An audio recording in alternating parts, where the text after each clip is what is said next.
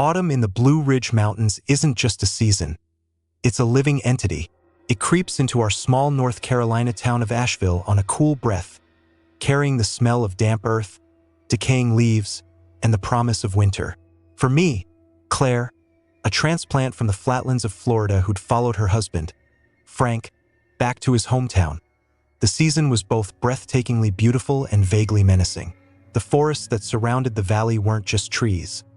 They were silent, ancient giants, their trunks bearded with moss and their bare branches reaching for the sky like skeletal fingers. They watched. I always felt like they watched. This year, my annual obsession had arrived right on schedule. The Christmas card. The problem wasn't the cardstock or the holiday greeting, but the photo. My two children, 8-year-old Isabella and 6-year-old Jack, seemed to obey some weird variant of the Heisenberg uncertainty principle.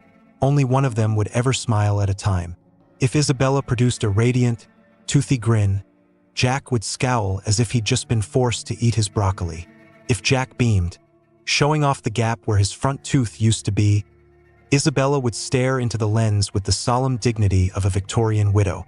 We can't just keep photoshopping their heads on every year, I told Frank one October evening, scrolling through another failed attempt on the laptop. Dozens of pictures and not a single usable one. They look like tiny Frankenstein monsters. Frank, a pragmatic engineer with a mind for logic, just shrugged. I think they're cute.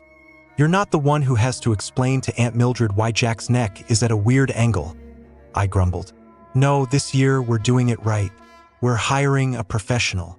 Frank sighed, knowing better than to argue when I got this determined glint in my eye. Okay, honey, who did you have in mind? I had already done my research. There was only one name whispered with reverence in the local mom groups. Janice. An older, no-nonsense woman who was rumored to have a magical ability to coax genuine smiles from the most difficult of children. The location was perfect, too. The edge of the Pisgah National Forest, where the towering pines gave way to a meadow that turned gold in the autumn sun. The backdrop would be spectacular. When I called to book the appointment, Janice's voice was low and businesslike. Ah, the edge of the forest, she said, a slight hesitation in her tone. The light there is very particular this time of year. We'll have to go in the late afternoon, when the sun starts to set. The golden hour, they call it. That's perfect, I said, as long as you can get them both to smile. There was a pause on the other end of the line, just long enough to feel awkward. Ma'am, Janice said finally, her voice dropping strangely. In those woods, sometimes you capture more than just smiles. I chuckled, assuming it was some kind of artistic turn of phrase. I don't mind a few squirrels or a deer in the background. Of course, Janice replied, but there was no humor in her voice. I'll see your family on Saturday. I hung up, feeling satisfied. I was finally going to get my perfect Christmas card photo. I had no idea that the photo shoot would capture not only my family, but something else entirely. Something that had been waiting in the deep shadows of the old woods, hungry to be seen. Saturday arrived with the crisp, clean air that defined an Appalachian autumn. The sky was a brilliant, cloudless blue, and the sun cast a golden sheen on the turning leaves. As we drove out of town, the woods grew thicker, the road narrowing and winding beneath a canopy of branches. We met Janice in a small gravel lot at a trailhead. She was just as I'd pictured.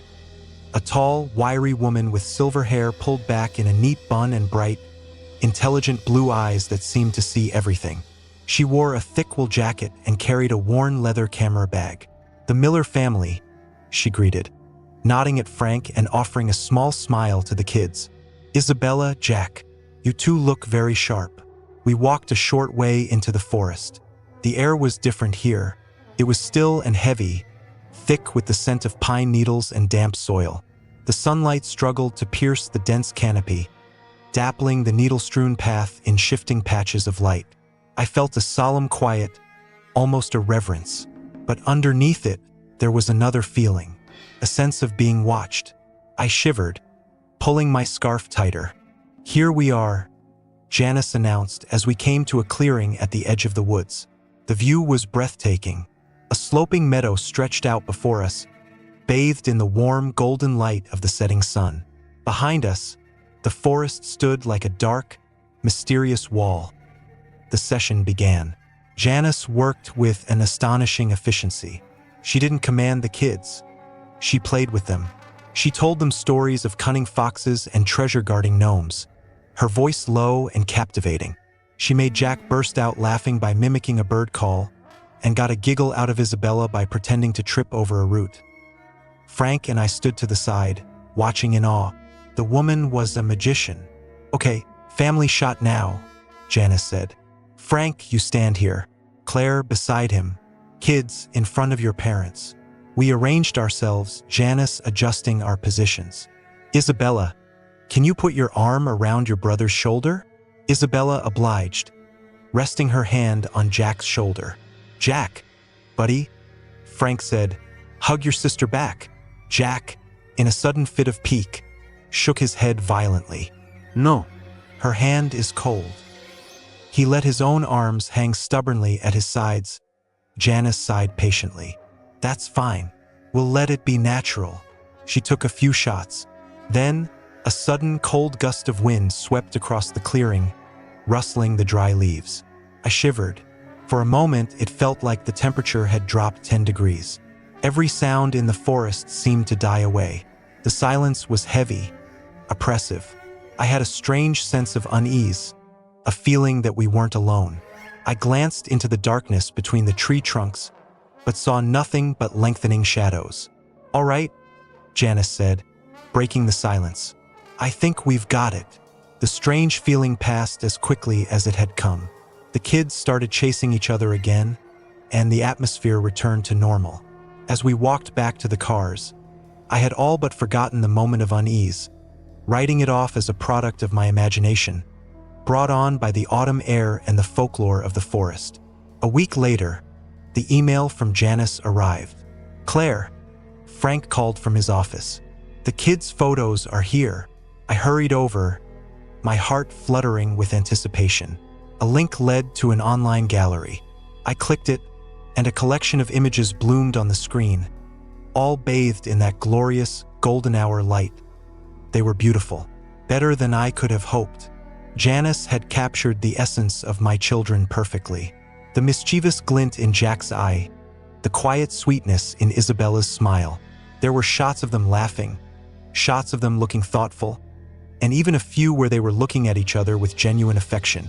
"Oh, Frank, look at these," I whispered, scrolling through them. "She's a genius." "Told you," Frank said, wrapping an arm around my shoulders. I paused on one of the first shots they'd taken. Isabella and Jack, standing side by side. Isabella had her hand on Jack's shoulder, smiling at the camera. Jack, characteristically, was looking away with a pout, a classic Miller family photo. But then I squinted. Something was wrong. "Hey, Frank," I said, "doesn't it look like there are two hands there?" He leaned over the computer. "Well, yeah, that one's Isabella's, and that one's Jack's." "No, Jack's hand is down here." I pointed. He didn't put his arm around her. He refused. "Remember." Frank looked closer. I was right. Jack's arm was clearly and stubbornly at his side. His little hand balled into a fist. But on his shoulder, underneath Isabella's hand, was another hand. A third hand that was almost completely obscured by Isabella's. But the long, pale tips of the fingers were visible just beneath hers. They didn't look like the fingers of a 6-year-old boy. They were too long, too thin. "It must be a Photoshop mistake," Frank said, though his voice lacked conviction. "She probably tried to edit Jack's hand in to make it look nice, but then forgot to edit his real arm out." I frowned. "I wish she'd told us before she did that. It looks weird." The hand under my daughter's didn't really look like a child's hand at all. It was too big. The skin looked pale, almost translucent, and the fingers were unnaturally slender. Just where was this woman getting her stock images? I kept flipping through the album, a knot of unease tightening in my stomach. I stopped on another photo, one where Jack had, finally, wrapped his arms around Isabella. She was hugging him back, and they were both looking at the camera, smiling. The perfect picture. Except, except there was an extra hand on top of Jack's. Just 2 fingers, laying lightly over the back of his hand. They were long and bony, the knuckles like polished marbles under a thin veil of skin. I would never have even noticed it if I hadn't seen the first hand. "Frank," I called, my voice rising in panic. "It's here again." He came back over. This time, he didn't offer a quick explanation. He stared at the screen, his face hardening. "What the hell?" he muttered. "I don't know," I said, my heart starting to pound. "This can't be a mistake anymore. Something is very wrong." Frank backed away, crossing his arms over his chest. He was a man of logic and reason. There was always a rational explanation for everything.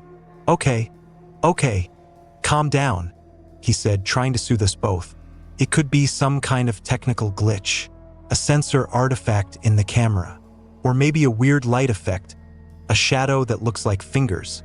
But I didn't believe it. I had seen them. They weren't shadows. They had form, texture. They were real. "I'm calling her," I said, reaching for my phone. "I need an answer." The initial unease had now blossomed into a cold, creeping fear. Where did those hands come from? And why were they in the pictures with my children? I probably should have given Janice the benefit of the doubt. But by that point, anger and fear were churning inside me, and I just started yelling as soon as the older woman picked up the phone. "What did you do to our photos?" I demanded, my voice trembling. "What are those hands? Are you using some kind of AI to edit them? You have no right to upload my kids' pictures to some system." On the other end of the line, Janice sounded completely stunned. "Mrs. Miller, I don't know what you're talking about. I would never use such a thing. I only adjust the color and brightness." "Don't lie to me," I shouted. "There are extra hands in the photos. On my son's shoulder, on my daughter's hand." There was a pause, then a sharp intake of breath. When Janice spoke again, her voice was barely a whisper, laced with horror. "Oh God, no, not again." "What's not again?" I demanded, but the woman's tone had chilled my anger, replacing it with a fresh spike of dread. I didn't do anything. "I swear," Janice said, sounding near tears. Please don't write a review. Wait, I'll prove it to you. I'm on my way." An hour later, Janice's old Subaru pulled into our driveway. She looked 10 years older. Her face was pale, and her hands shook as she pulled her camera from its bag. "I want you to see the original files," she said, her voice hoarse. She wouldn't come inside, insisting on doing this on the front porch, as if she were afraid of bringing a curse into our home. She switched on the camera and navigated to the photos from our session. She held the small screen out for me to see. And there they were. Right there on the camera's LCD, on the unedited, untouched raw files, the extra hands remained. The pale hand under Isabella's. The 2 bony fingers on Jack's. They were part of the original images. I felt the ground shift beneath my feet. How is that possible?" Janice shook her head, her eyes welling with tears. "I don't know. It just happens sometimes, in certain places, especially at the edge of the woods." She looked at me, her eyes filled with a deep, personal fear. "Years ago, I took pictures of my own daughter in that same spot, and in the photos, there was a face, a blurry face, looking out from between the trees, right behind her." She swallowed hard, a dry clicking sound in her throat. "They say there are things in that forest. Old things, forgotten things. They don't like to be disturbed. Sometimes they want to be seen." She showed us the metadata on her laptop. The date, the time, the camera settings. Everything checked out. There was no sign of digital tampering. She could be faking it. This whole thing could be an elaborate act to cover up some bizarre mistake or unauthorized software use. But she seemed so sincere. Her terror seemed so real. When Janice left, leaving a heavy silence in her wake, I felt more confused than ever. Frank, the man of logic, was struggling. "There has to be an explanation," he kept repeating. "A lens flare, a double exposure, something." But I knew it wasn't that simple. I flipped through the photos again, staring at the extra hands. They weren't random. They were deliberate. They were touching my children, holding them, claiming them. That night, we tried to act normal. We ate dinner. We watched TV. But the horror of the photos hung in the air like a toxic cloud. "It's just so weird," I said, unable to let it go. "I know," Frank replied, his eyes on the TV but his mind clearly elsewhere. Finally, we put the kids to bed. Isabella and Jack, oblivious to the shadow clinging to their images, fell asleep instantly. I kissed each of their foreheads, the soft warmth of their skin a painful contrast to the image of cold, bony fingers that an hour later, I crept upstairs to check on them again. It was a habit I couldn't break. I pushed open Isabella's door gently. Faint moonlight filtered through the window, casting long shadows. Isabella was, as usual, sprawled across her bed in a chaotic tangle of limbs, one arm hanging over the edge of the bed, and I froze, because reaching up from under the bed was another hand, a pale white hand, with long, slender, bony fingers. It was holding Isabella's. A strangled scream lodged in my throat. My entire body locked up, the blood turning to ice in my veins. It wasn't a shadow. It wasn't a trick of the light. It had form, substance, and it was moving. The long, pale fingers were stroking the back of Isabella's hand, a gesture that was at once tender and horrifically possessive. My mind screamed, "Run! Grab her! Scream!" But my body wouldn't obey. I was paralyzed by a raw, absolute terror. It was the hand from the photograph.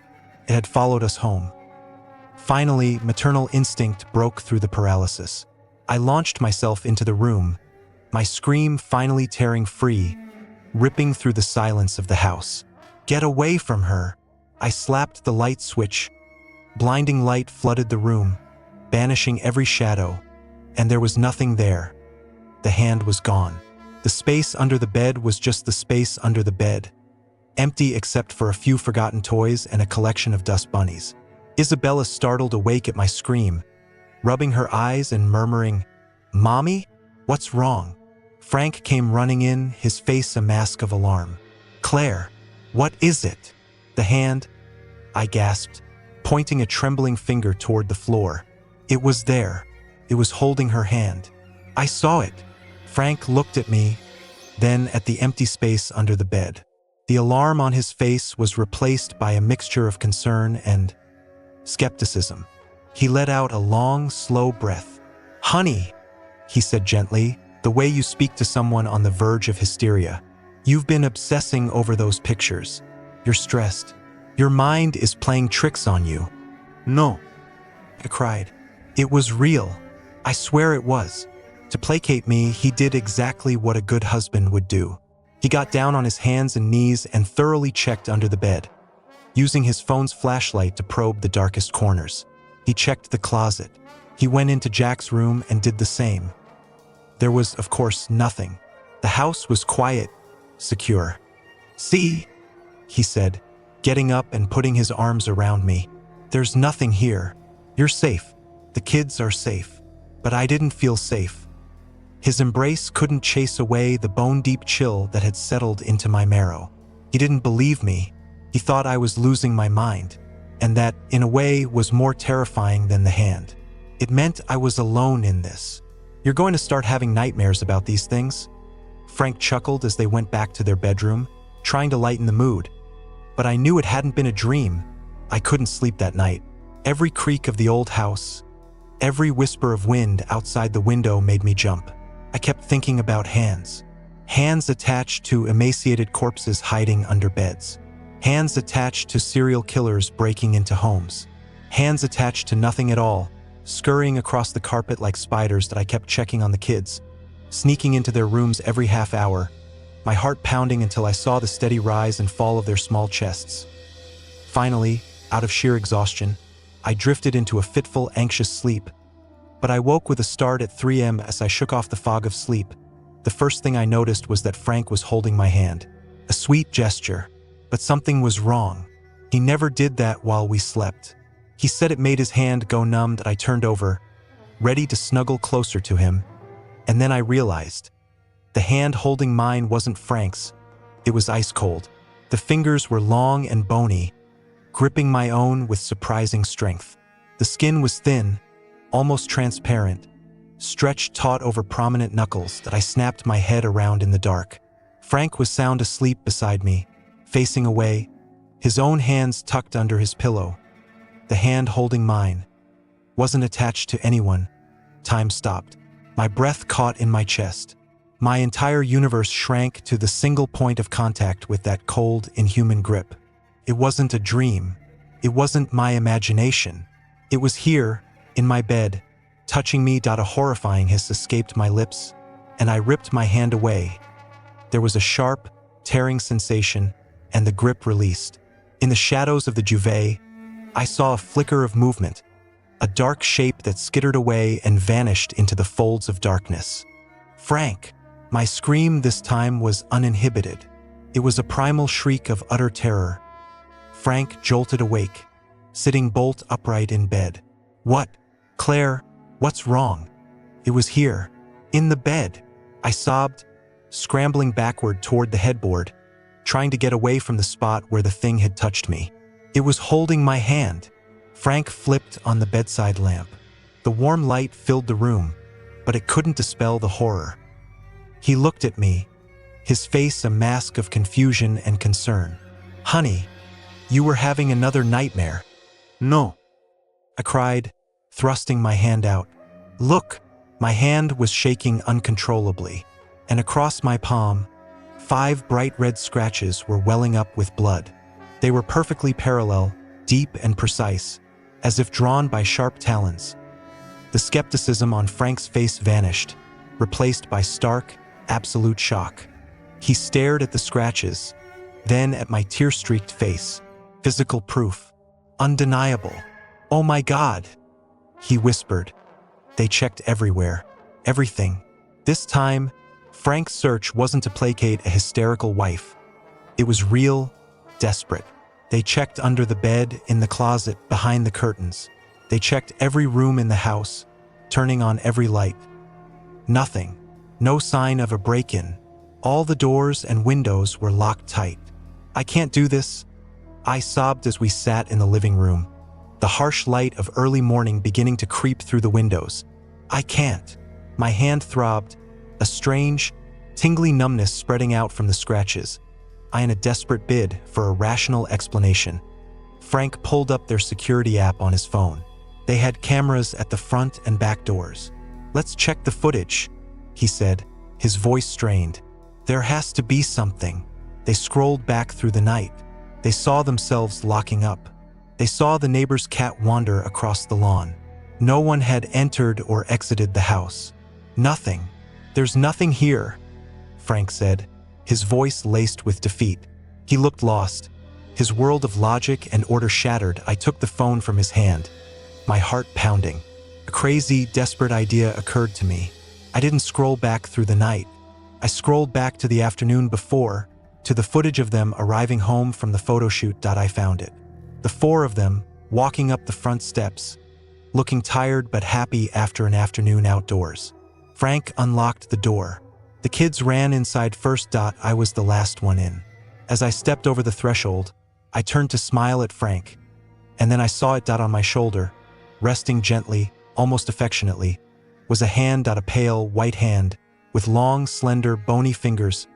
Frank was standing several feet away from me, holding the keys. He wasn't touching me. The hand belonged to no one. It had been there. It had been with them. It had followed them from the edge of the woods, a silent passenger, a clinging shadow. It hadn't broken into their house. It had been invited in. The sight of the disembodied hand on my shoulder in the security footage shattered the last of Frank's skepticism. It was one thing to hear my panic stories, to see the scratches on my palm and attribute them to a nightmare. It was another thing entirely to see clear, undeniable digital proof. His world, built on the solid bedrock of physics and engineering, had just been hit by a seismic shock. The color drained from his face. For the first time, I saw real, unadulterated fear in my husband's eyes. It was a terrifying comfort. I wasn't alone. But now, we were both terrified. "Call the police," he said, his voice a hoarse whisper. It felt like a futile gesture. But we did it anyway. What were we supposed to say? An invisible hand followed us home from the woods? 2 officers arrived, looking bored and tired. They listened to our story with practiced patience, the kind reserved for cranks and hysterics. They looked at the photos. They looked at the security footage. Could be a video glitch? One of them said with a shrug, referring to the hand on my shoulder. A compression artifact. We see it all the time. And this? I asked, holding up my hand, where the 5 red scratches were still raw and angry. The other officer examined it. Could have done that in your sleep, ma'am. Or maybe a splinter from the porch rail. They found no signs of forced entry, of course. They took a report that I was sure would be filed under miscellaneous/crazy, and left with a polite suggestion that we get our security system checked for bugs. They left us alone in our brightly lit house, which had never felt darker or less safe. Frank's reaction was to try and fight a ghost with technology. The engineer in him, unable to compute the supernatural, defaulted to the only explanation he could stomach. A stalker. A very clever, very creepy, high-tech stalker. It has to be some kind of projection, he theorized, pacing the living room.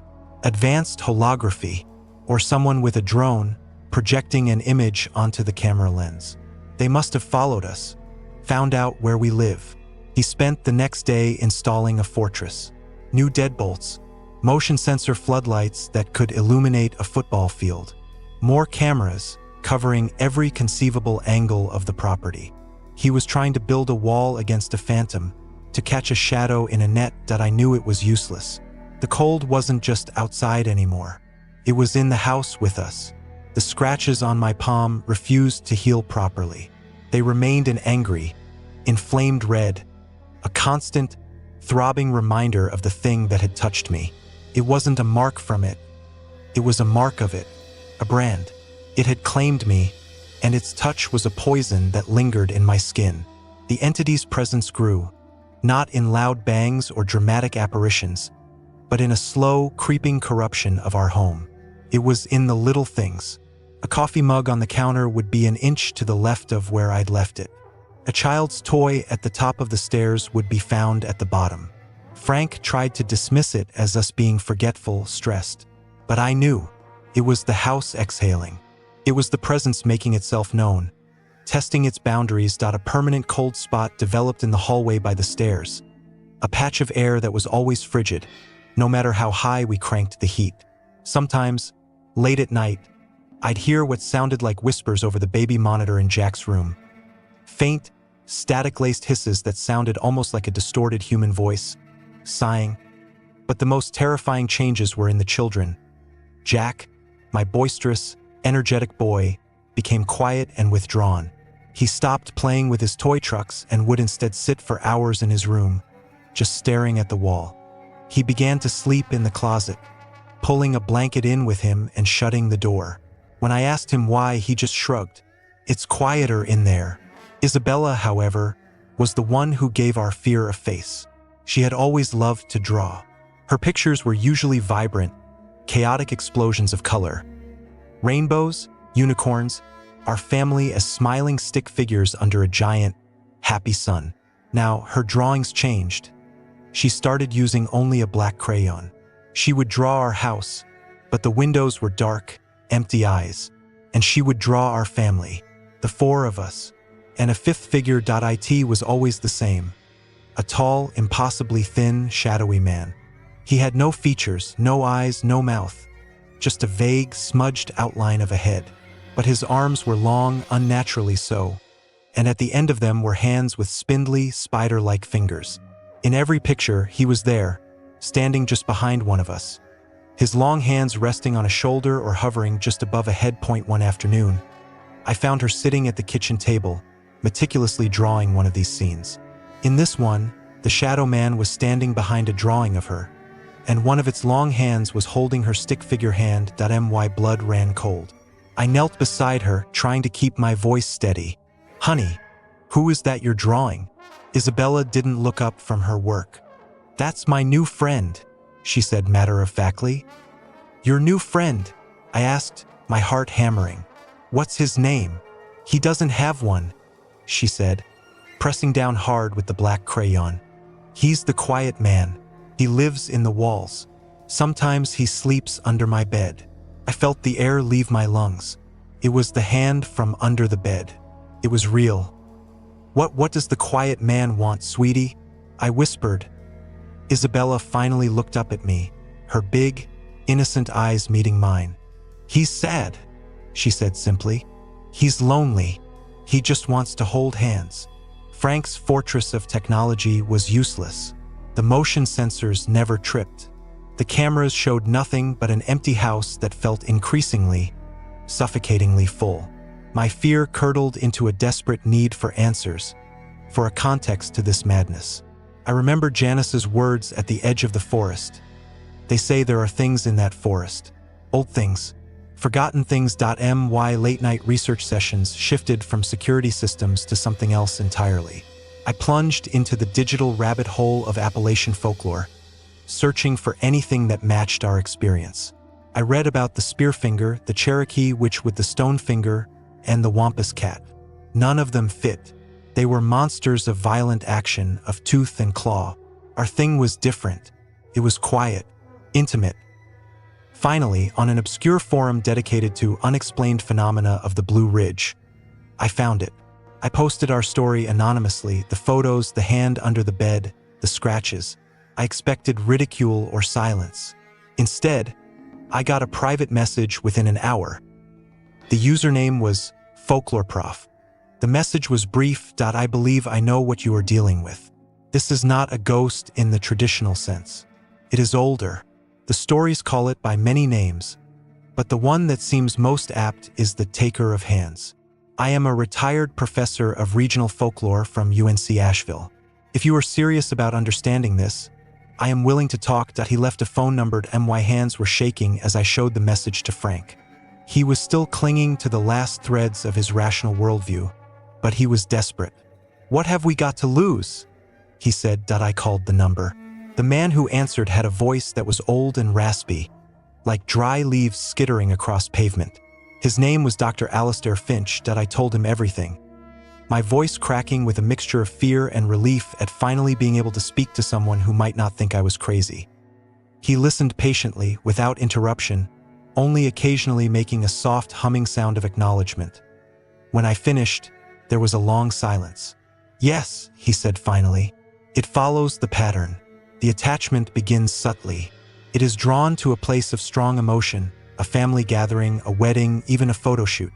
It imprints itself on the image first, a way of testing the waters, a way of seeing if it can be seen. What is it? I whispered. It is a haint, he said, using the old regional term for a ghost, but a specific kind, a spirit of profound loneliness.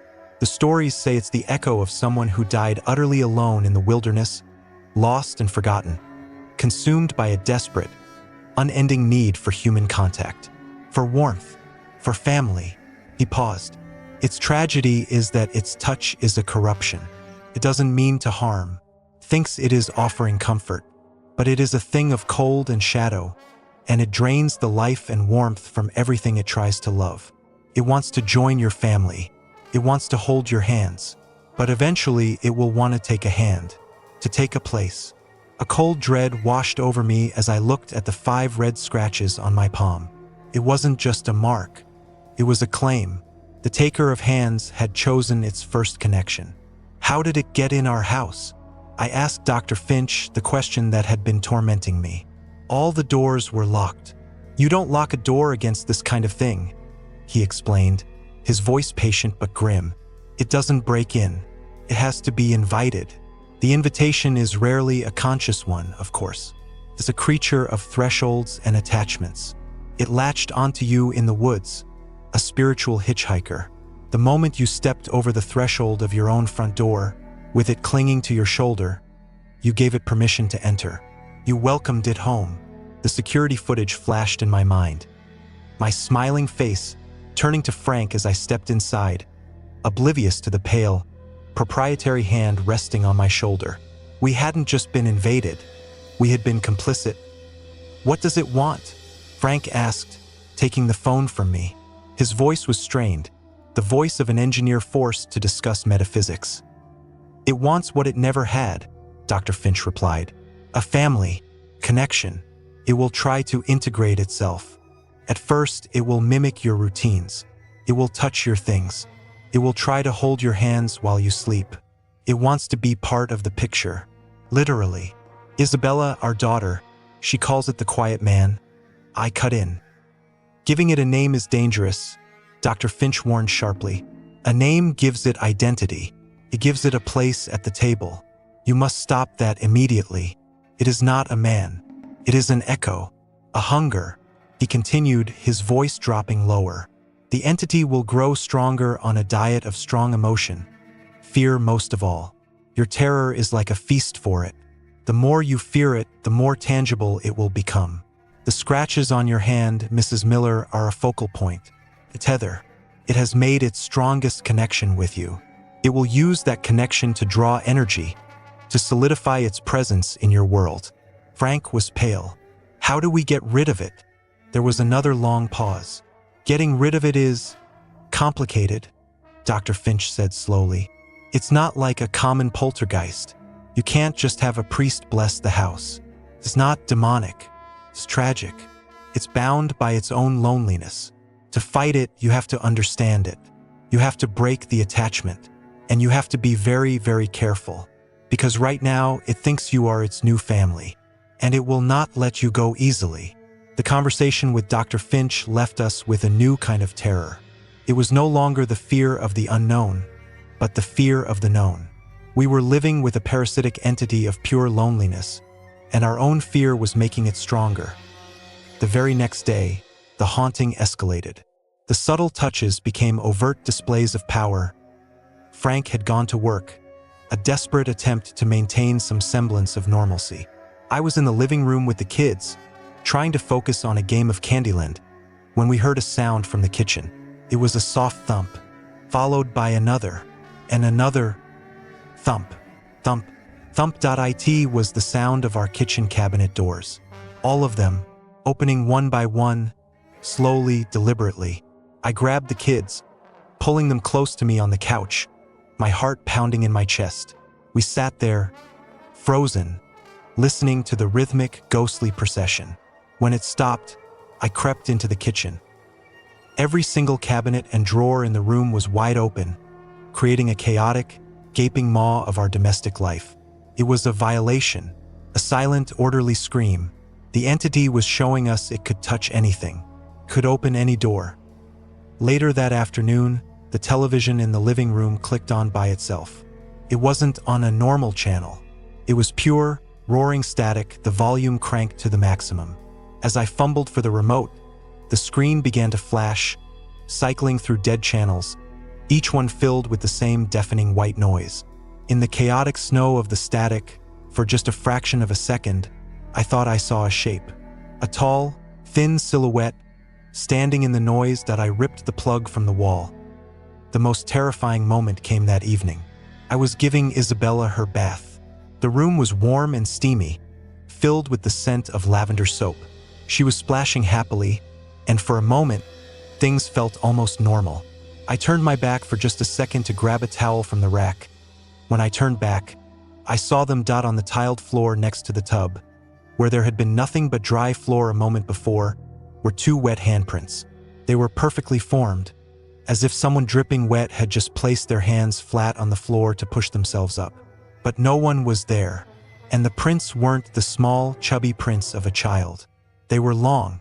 The fingers were impossibly thin and slender. I snatched Isabella out of the tub, wrapping her in the towel and holding her tight against my chest. I didn't scream. I was too scared to scream. I just stood there, staring at the wet prints as they slowly, impossibly, began to fade, evaporating into nothing. It had been in the room with us, standing right there, watching my daughter. When Frank came home that night, he found us huddled on the living room couch under a thick blanket, even though it wasn't cold. The TV was unplugged. The kids were quiet, their eyes wide. I was visibly trembling. I told him what had happened. The cabinets, the television, the wet handprints on the bathroom floor. That was it. That was the breaking point. The wall of logic he had so desperately tried to maintain finally crumbled into dust.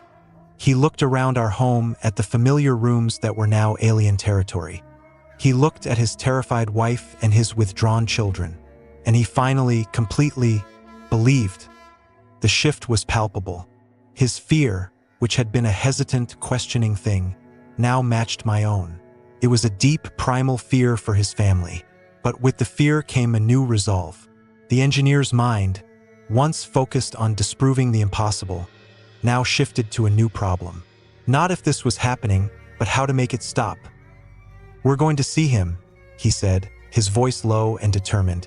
"That professor, Dr. Finch. We're going to see him in person." He picked up the phone. "We're not going to be terrorized in our own home. This ends now." The next day, we drove to Dr. Finch's house. It was a small, cluttered bungalow on the outskirts of Asheville, tucked away on a street lined with old oak trees. The house itself seemed to be made of books.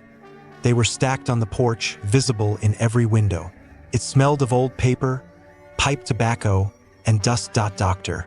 Alistair Finch was a small, frail man, perhaps in his late 80s, with a shock of white hair and eyes that were startlingly sharp and clear behind thick spectacles. He moved slowly, with the aid of a cane, but his mind was obviously razor-sharp. He led us into his study, a room that was a bibliophile's dream and a firefighter's nightmare. Books covered every surface, piled in precarious towers from floor to ceiling. The air was thick with the weight of accumulated knowledge. He had us lay the photographs out on his large, cluttered desk. He examined them under a magnifying lamp, humming to himself. He listened to our entire story, from the photo shoot to the wet handprints, without interruption, his expression growing increasingly grim. "Yes," he said when we had finished. He tapped one of the photos with a long, bony finger, a finger that, I noted with a shiver, looked unervingly like the ones in the pictures. "The attachment is strong, and it is escalating faster than I would have expected." He shuffled over to a tall, locked bookcase, produced a small iron key, and opened it. From within, he carefully removed a very old, leather-bound book. The pages were yellowed and brittle. He opened it to a chapter filled with archaic text and strange, woodcut illustrations. He showed us one. It depicted a colonial-era family standing outside a log cabin, and lurking in the woods behind them, barely visible, was a tall, shadowy figure with elongated limbs. In its hand, it held a smaller hand, presumably belonging to one of the children in the illustration. "It has been in these mountains for a very long time," Dr. Finch said softly. "It is a lingerer, the lonely man of the woods, the spirit of a man. A trapper, a soldier, a lost settler, the stories vary, who died alone, far from any human contact. His death was so saturated with loneliness that his spirit couldn't move on. It became an echo, a hunger for the warmth it was denied." He looked at us over the top of his glasses. "It does not understand that it is dead. It does not understand that its touch is a blight. It sees a happy family, and it wants to be a part of it. It thinks it is showing affection. It is the most tragic kind of monster, the one that doesn't know it's a monster at all." "So what do we do?" Frank asked, his voice tight. "How do we fight it?" Dr. Finch closed the ancient book with a soft thud. "You cannot fight it in the way you would a physical intruder. It is not truly evil, merely parasitic. You cannot exorcise loneliness. You must make your home an inhospitable environment for it. You must sever the connection it has forged with your family. There are rules, old rules passed down through folklore, for dealing with an entity like this." He held up a single, frail finger. "1. You must never acknowledge it directly. Do not speak to it. Do not give it a name. Your daughter calling it the quiet man must stop. To name it is to validate it, to give it a place. It is an it, a presence, a thing, nothing more." He raised a second finger. 2. You must cleanse your home with salt and iron. These are ancient elements of purity and strength. They disrupt spiritual energy. They create barriers that are painful for such an entity to cross. You must lay a line of salt across every threshold, every doorway and every windowsill. Place old iron nails above the lintels. A third finger joined the others. 3. You must not show fear. I know this is the hardest rule, but your fear is its food. It nourishes it, strengthens it. When it acts, you must project calm authority. You are the masters of this house, not it. It is an intruder, a guest that has overstayed its welcome. A fourth finger. 4. You must verbally reclaim your space. Every day, together as a family, you must walk through the house and state, out loud, firmly, "This is our home. You are not welcome here. You must leave." It is a declaration of sovereignty. It weakens its claim. He paused, and his expression became graver still. And 5. You must break the attachment. This is the most crucial and difficult step. The entity has attached itself to your family as a whole, but it has a primary focus. From what you've told me, it has chosen you, Claire, as its anchor. The scratches are the proof. We must find a way to cleanse that mark and sever that specific tether. If we can do that, it will lose its grip and may be driven out. He gave us a list of instructions. Where to buy pure sea salt, the types of iron that worked best, a simple cleansing ritual involving smoke and spoken words. We left his house feeling armed, but also more terrified than ever. We were no longer just victims of a haunting. We were about to go to war. We drove straight from Dr. Finch's house to a hardware store and an old antique shop. We bought 20 pounds of coarse sea salt and a coffee can full of rusty, square-headed iron nails from the 19th century. It felt absurd, like we were preparing for a medieval ritual instead of protecting our modern suburban home. The moment we began, the house fought back. Frank started in the basement, lining the small, high windows with a thick barrier of salt. As he poured the first line, every light on the ground floor flickered violently, then went out, plunging the house into the gray gloom of the late afternoon. "It knows?" I whispered, my heart pounding. "Keep going," Frank called up, his voice tight. That I took the upstairs. I started with Isabella's room. As I knelt to pour a line of salt across her windowsill, her bedroom door, which had been wide open, slammed shut with a deafening bang. Isabella, who was downstairs with Frank, screamed at a cold wind, smelling of damp earth and pine needles, whipped through the sealed room, rustling the curtains and sending a chill down my spine. It was the smell of the forest. It was the smell of the entity that I pushed through my fear, my hands shaking as I hammered an old iron nail into the wood above her doorway. The moment the nail was set, the wind stopped. The oppressive feeling in the room lessened, just slightly. That IT was working. We moved through the house like a well-drilled team, a strange mix of ancient ritual and modern-day homeowners. Frank laid down the salt lines with the precision of an engineer, while I hammered the iron nails with a desperate ferocity. With every threshold we secured, the house seemed to groan and protest. The baby monitor crackled to life, emitting a long, mournful wail that sounded like whined through a hollow log. The temperature dropped so low we could see our breath. The entity was enraged. It was used to moving freely through our home, through our lives. Now we were building a cage around it. Or perhaps we were reinforcing the walls of our own cage, trapping it inside with US.B. By the time we finished, every door and window was protected. The house was quiet, but it was a tense, sullen silence. It felt like the calm in the eye of a storm. We had fortified our castle. The siege had begun. The hauntings changed after that. The salt and iron seemed to prevent the entity from physical manifestations like opening doors or leaving handprints. The subtle touches stopped, but the psychological warfare intensified.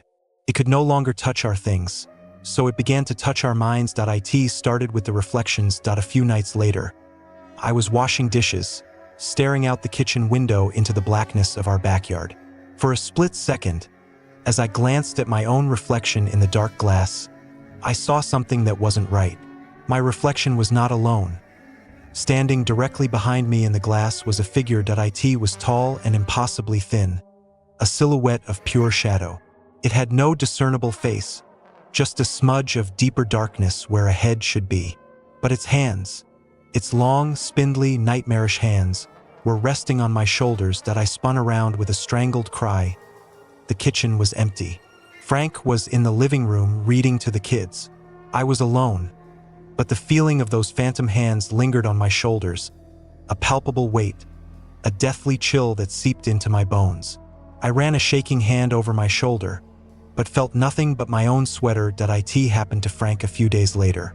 He was shaving, looking into the bathroom mirror. He said that for a moment, his own reflection flickered, and he saw the face of a different man staring back.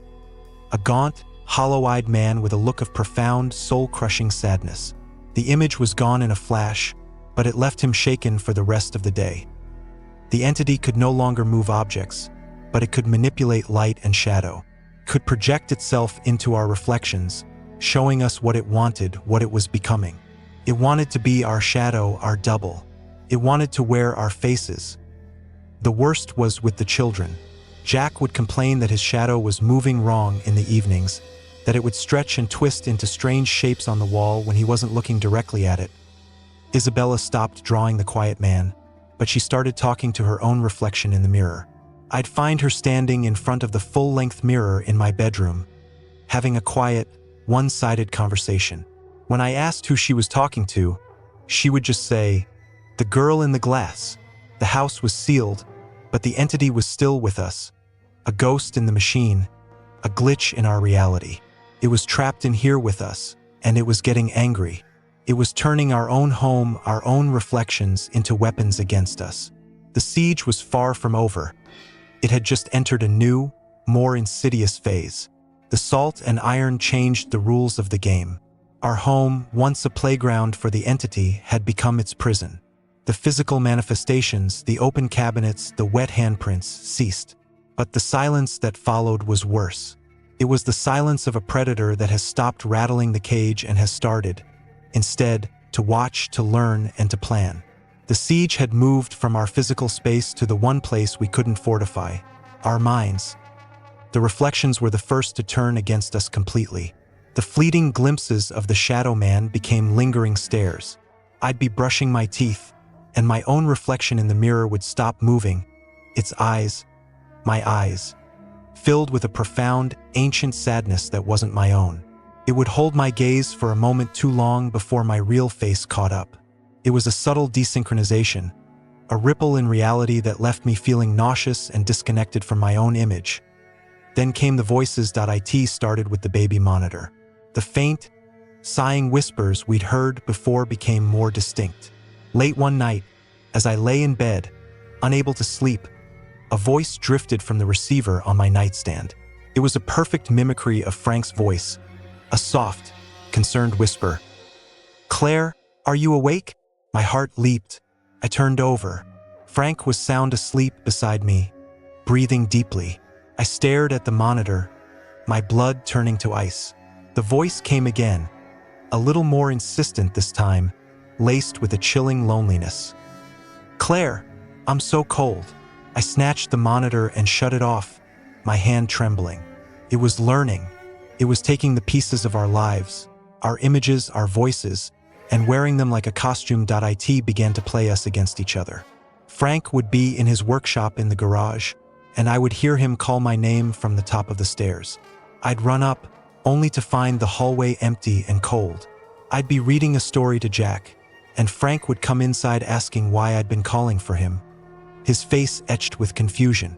It was sowing discord, trying to make us doubt our own senses, to isolate us from one another within the same four walls.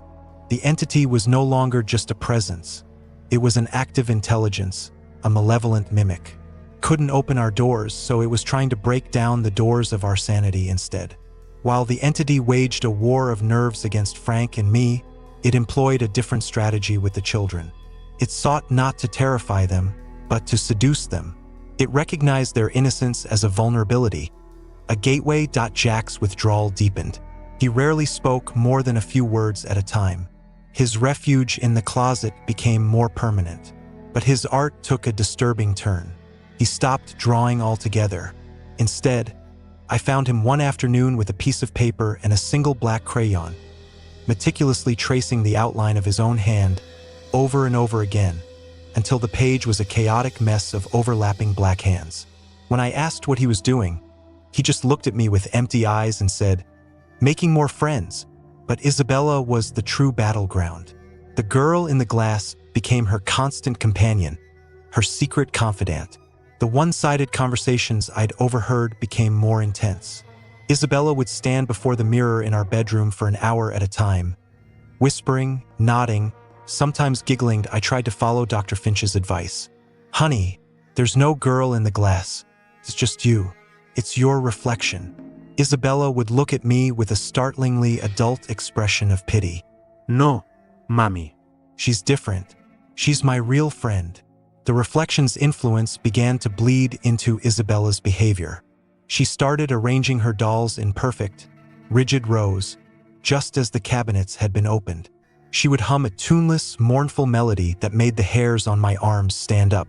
One evening, I found her standing by the front door, her small hand on the deadbolt. "What are you doing, sweetie?" I asked, my heart seizing. "My friend is sad," Isabella said, not looking at me, her eyes fixed on the door. "The salt makes her sad. She wants to go outside and play." The entity was using my daughter as a pawn, trying to convince her to break the seals, to tear down the walls of its prison. I gently led her away from the door, my mind reeling. This wasn't just a haunting anymore. It was an attempted abduction of the soul. The breaking point came a few nights later. I was woken by a small sound from the hallway. I slipped out of bed and crept to the door. In the dim glow of the night light, I saw Isabella. She was standing in front of the hall mirror, but she wasn't alone. Her reflection was not mimicking her. While my daughter stood perfectly still, her reflection was moving. It was raising a hand, its long, pale fingers reaching out as if to touch the glass from the other side. And its face was no longer Isabella's. It was a pale, gaunt, hollow-eyed mask of sorrow. It was the face Frank had seen in the bathroom mirror. The face of the entity, wearing my daughter's image like a mask. The reflection smiled, a slow, terrible smile that did not touch its sad eyes. It pressed its pale hand against the glass, and on my side of the mirror, Isabella, as if in a trance, raised her own hand to meet it. I screamed and ran, pulling her away from the mirror just as their fingertips were about to touch. I spun her around, and she looked at me, her eyes dazed and confused, as if waking from a deep sleep. "Mommy?" she asked. I had a bad dream, but I knew she hadn't been dreaming. We were living the nightmare. The entity was no longer content to be a reflection. It was trying to cross over. It was trying to swap places, and it was using my daughter as the door. "It's escalating," I told Dr. Finch over the phone the next morning, my voice raw with sleeplessness and terror. "It's trying to get to Isabella. It's wearing her face in the mirror." There was a grave silence on the other end of the line. "Then we are out of time," he said, his voice grim.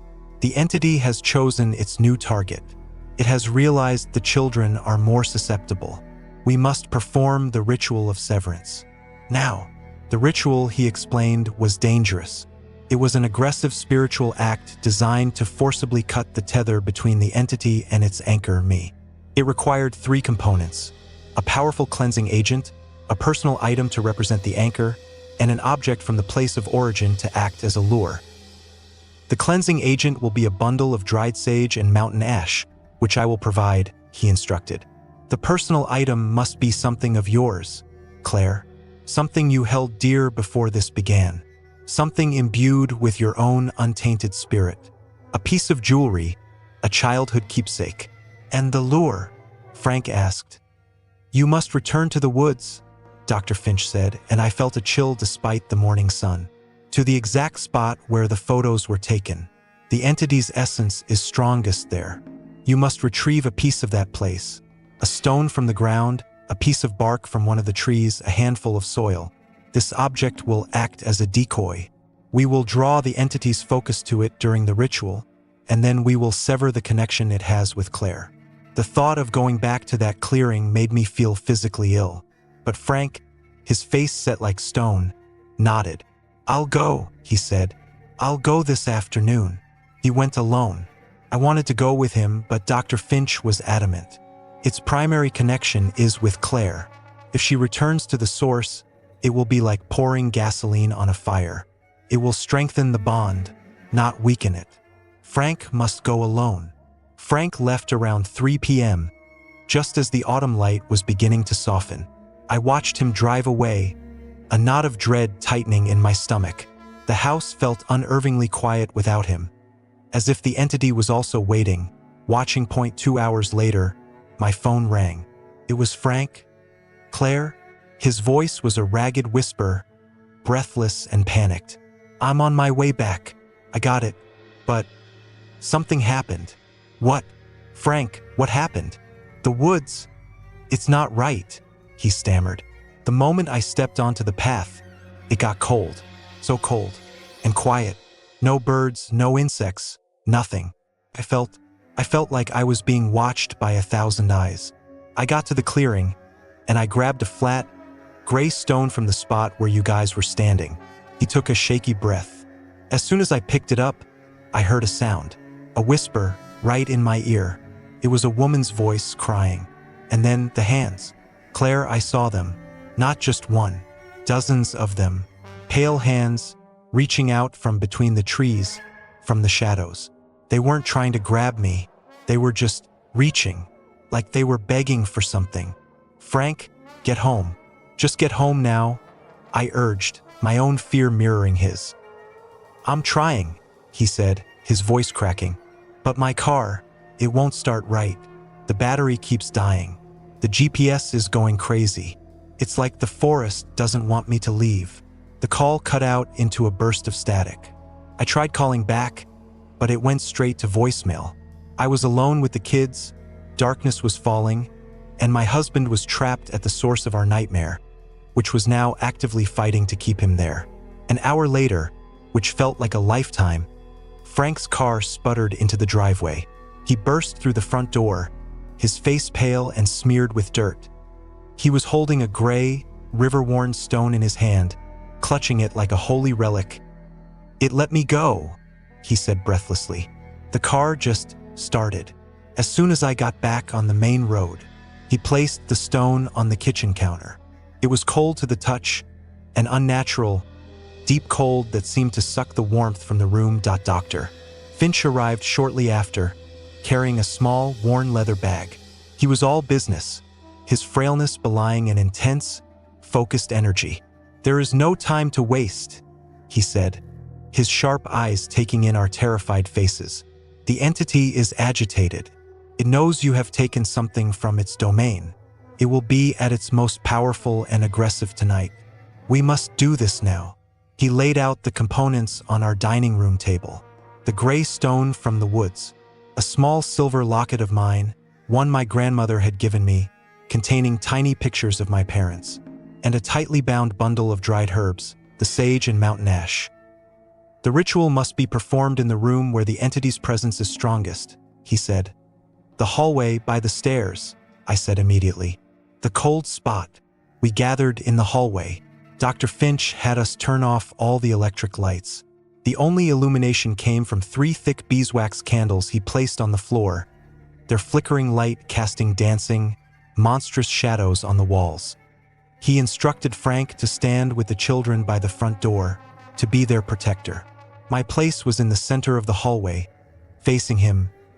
Claire, he said, his voice low and solemn. When we begin, it will fight you. It will attack your mind. It will show you things to make you afraid. It will use your memories, your love for your family. You must not break your focus. You must hold onto the locket. It is the anchor of you. Do you understand? I nodded, my throat too tight to speak. That he lit the bundle of sage. Thick, aromatic smoke filled the hallway, stinging my eyes. He began to chant in a low, guttural language I didn't recognize. Old words, words of power that seemed to vibrate in the very air. He placed the cold stone from the forest on the floor between us. Now, Claire, he commanded, hold the locket, close your eyes, and repeat after me. This body is mine. This soul is mine. This home is mine. I did as he said, my voice a trembling whisper.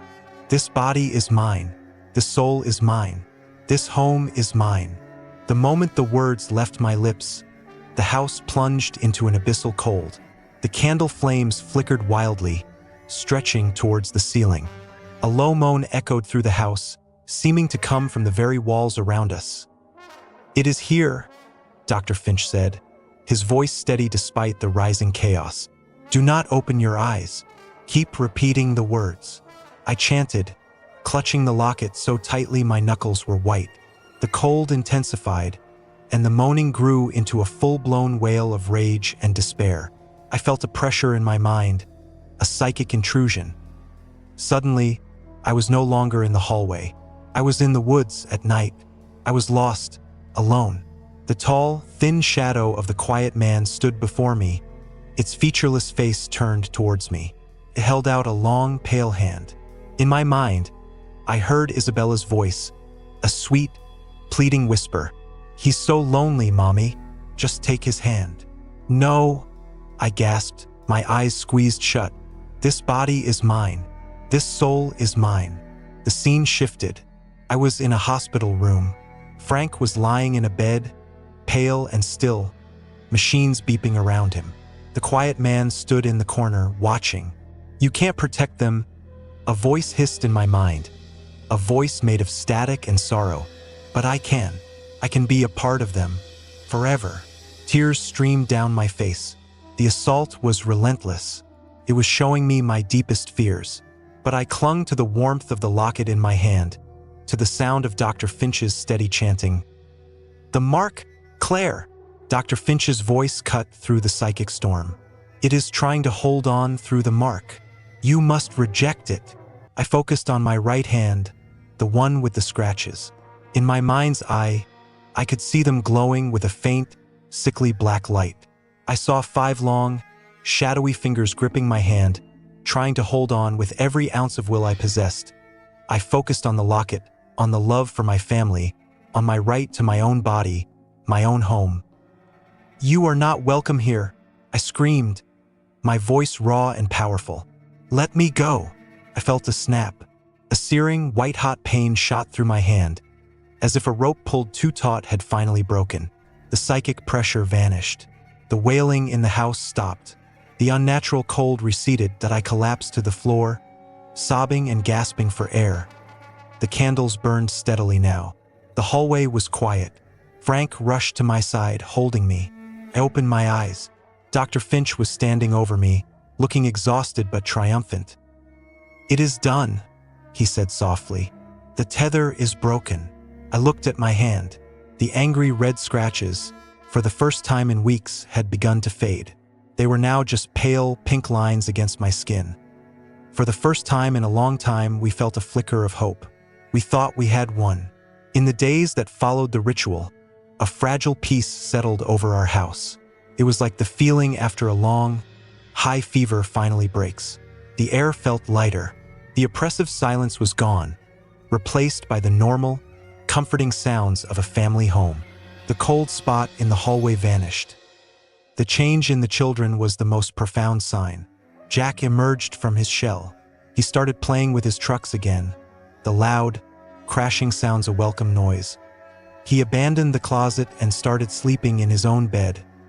Isabella stopped talking to her reflection.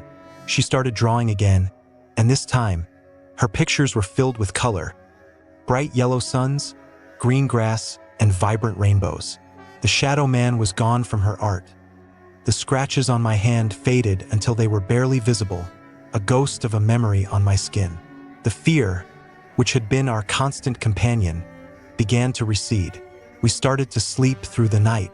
We started to laugh again. "I think it's really over," Frank said one evening, a week after the ritual. We were sitting on the porch, watching the kids chase fireflies in the twilight.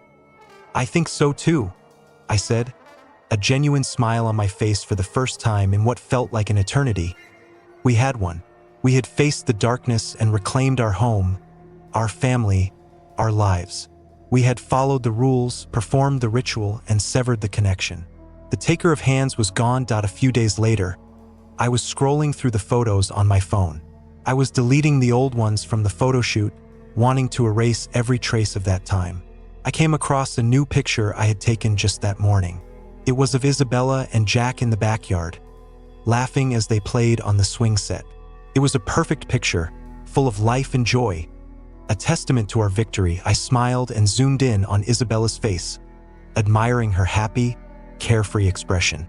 My finger slipped, and the picture shifted, zooming in on her hand instead, which was gripping the chain of the swing. And my heart stopped. My blood turned to ice.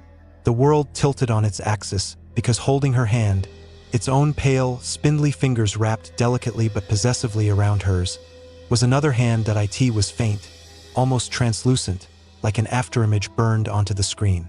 But it was there, unmistakably there. The ritual hadn't banished the entity. It had only done exactly what Dr. Finch said it would. It had severed the primary attachment. It had broken the tether to me. The taker of hands, in its infinite, desperate loneliness, had simply let go of my hand and taken my daughter's instead. The problem wasn't solved. It had just become infinitely, horrifyingly worse. The siege wasn't over.